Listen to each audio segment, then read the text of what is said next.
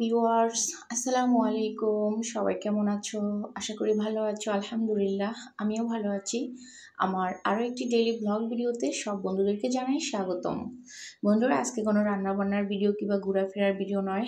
আজকে আমি জাস্ট ঘরোয়াভাবে একটু তোমার সাথে একটু কথা বলবো আর একটু খাওয়া দাওয়া করবো, এই আর কি। তো বন্ধুরা, এই যে দেখতে পাচ্ছ আমার হাতে 7 আপের বোতল, এটা কি কেউ বলতে পারবে? এটা হচ্ছে রশি গরম করে, একদম অরিজিনাল রশি গরম করে গুড় করা হয়েছে, খেজুরের রস করা হয়েছে আর কি। তো গুড় যেটাকে বলে, খেজুরের গুড়, হ্যাঁ, অরিজিনাল একদম। তো এটা আমাদের জন্য গ্রাম থেকে পাঠানো হয়েছে। 7 কেজি রশিকে গরম করে এই গুড়টা করা হয়েছে। মাশাল্লাহ, কি বলবো, আসলে আল্লাহ তাআলার প্রাকৃতিক যে খাবার, সেটার মজাই কিন্তু দুনিয়ার মানুষ যে খাবার বানায় সেটা থেকে কিন্তু আলাদা। মানে কি বলবো, একদম অন্যরকম মজা।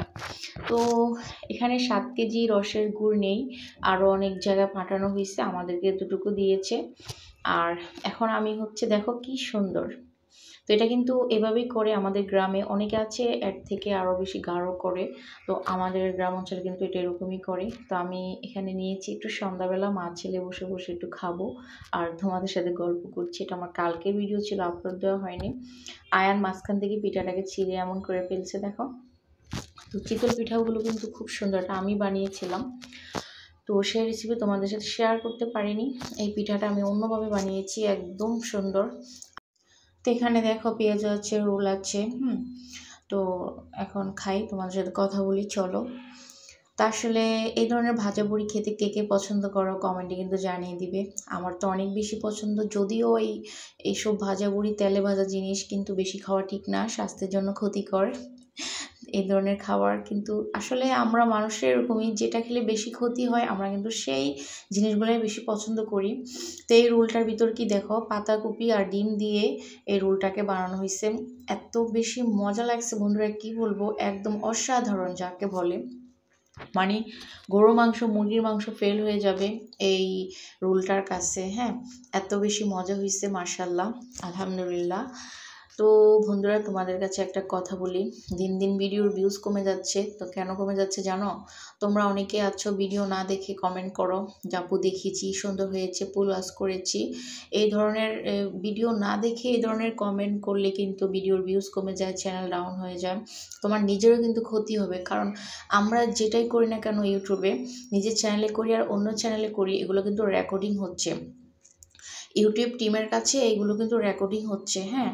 তো আমাদেরকে এই ধরনের, কেউ তুমি কারো ভিডিও না দেখে তুমি যদি তাকে মিথ্যা কমেন্ট করো যে আমি তোমার ভিডিওটা ফুল দেখেছি, এটা হয়তো তুমি যার ভিডিও দেখেছো তাকে ধোকা দিচ্ছ, কিন্তু ইউটিউবকে ধোকা দিতে পারবে না। ইউটিউব কিন্তু সেটা খুব ভালো করে জানে যে তুমি তার ভিডিওটা না দেখে তাকে একটা ভুলভাল কমেন্ট করে চলে এসেছো, বাট লাইকও দেওনি। এতে কিন্তু তোমার নিজের চ্যানেলেরও ক্ষতি, এতে কিন্তু যাকে কমেন্ট করেছো তার চ্যানেলেরও ক্ষতি। তো বন্ধুরা, বেশি বড় ভিডিও হলে তোমরা একটু রেখে দিয়ে ফুল ওয়াশ করে একটা লাইক কমেন্ট করবে, ছোট ভিডিও হলে দেখে দিবা, কেউ এই ধরনের কমেন্ট করবা না।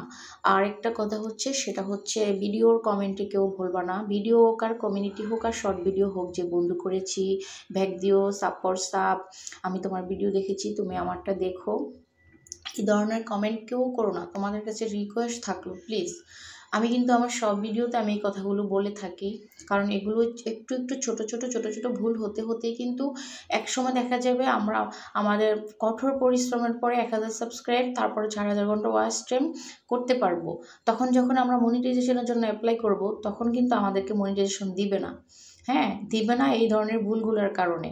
তো প্লিজ তোমার নিজেদের চ্যানেলকেও ভালো রাখো, অন্যের চ্যানেলকেও ভালো রাখো, কেউ এই ধরনের কিছু বলবে না। কেউ বন্ধু করেছ, এটাকে কমিউনিটিতে বলবে যে আমি ভালোবাসা রেখে গেলাম, আমরা কিন্তু বুঝতে পারবো, ঠিক আছে? আমরা যারা যারা ছোট ছোট কন্টেন্ট ক্রিয়েটর আছে, আমরা অবশ্যই এই ধরনের কমেন্টগুলো বুঝতে পারবো।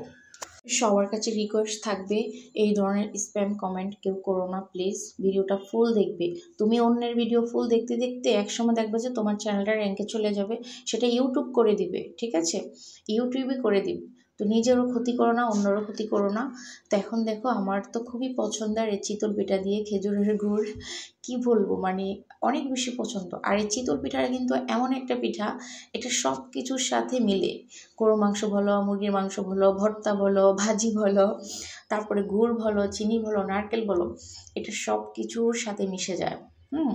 তো আমাদেরও উচিত এই চিতল পিঠার মতো সবার সাথে মিশে মিশে যাওয়া, মিশতে পারা। ঠিক আছে? আমার ছেলে দেখো কি করছে, ও বলতেছে আম্মু আমি গুড় দিয়ে এই বড়াটা খাবো। হুম তো গুড় দিয়ে খাচ্ছে, ছোট মানুষ যা মনে আসে তাই করে। তো কি সুন্দর দেখছো? তো দেখো আল্লাহর নিয়ামত। আল্লাহ তাআলা আমাদেরকে খেজুর গাছ দিয়েছে, সেই খেজুর গাছ থেকে আমরা খেজুরও খাচ্ছি। সেই খেজুর গাছ কেটে কিন্তু অনেক দামি কাঠ হয়, তারপর সেখান থেকে আবার ভিতর থেকে রস বের হয়, সেই রস থেকে মানুষ কত কিছু তৈরি করে। আসলে আল্লাহ তাআলার যে একজন আছেন, এটা একদম সত্যি কথা। আমাদের ইমানকে আরও বেশি মজবুত করতে হবে। খাওয়ার পরে অবশ্যই আলহামদুলিল্লাহ বলতে হবে, আল্লাহর শুকরিয়া আদায় করতে হবে। আল্লাহ তাআলা অবশ্যই আমাদের খাবারের মধ্যে আরও বেশি নেয়ামত দান করবেন, বরকত দান করবেন। বন্ধুরা, তো দেখো আমি খেয়ে নিচ্ছি, তোমরা আবার কেউ বাজে কমেন্ট করো না যে আপু তুমি খাচ্ছ আমাদেরকে দেখায় দেখায়, এটা কিন্তু ঠিক না। আমি জাস্ট তোমাদের সাথে একটু মজাস্থলে ভিডিওটা করলাম। তো আমি একটা পিঠা খেয়েছি, রোল খেয়েছি, মা ছেলে, আর বড়া খেয়েছিলাম, আমার পেট ভরে গেছে। বাকি খাবারগুলো আছে, এগুলো আর আমি খেতে পারবো না। তো বন্ধুরা, আজকে ভিডিও আমি এখানে শেষ করছি। যদি ভালো লাগে একটা লাইক ডান করে দিও। আল্লাহ হাফিজ।